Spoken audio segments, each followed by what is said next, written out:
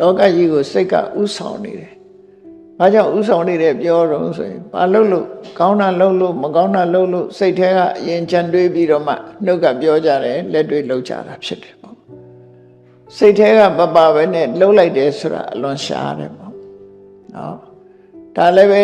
တချို့ကမသိစိတ်လို့သတ်မှတ်ကြတယ်။မှန်ကတော့လျင်မြန်မှုကြောင့်မသိစိတ်လို့ပြောတာအမှန်ကတော့သူအကျင့်ပါနေတဲ့သဘောတရားလည်းပဲရှိတယ်ပေါ့အဓိကကတော့စိတ်ကဥဆောင်တာကုသိုလ်ကောင်းမှုလုပ်ပြီးဆိုလေကုသိုလ်ကောင်းမှုလုပ်ကြမယ်ဆိုတဲ့သိစိတ်ပါတယ်စိတ်မပါလို့ရှိရင်ဘာတစ်ခုမှမဖြစ်လာဘူး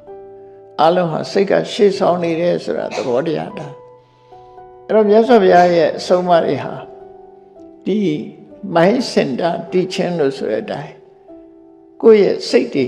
တရားအသီးသီးတို့ရဲ့စိတ်ကိုဗဟုပြုပြီးတော့ဆုံးမတာဒါကြောင့်မို့စိတ်ကောင်းစိတ်မကောင်းစိတ်ကောင်းထားစိတ်ကောင်းနှလုံးကောင်းရှိရမယ်နော်အဲ့ဒါဆုံးမတဲ့သဘောတရားပဲ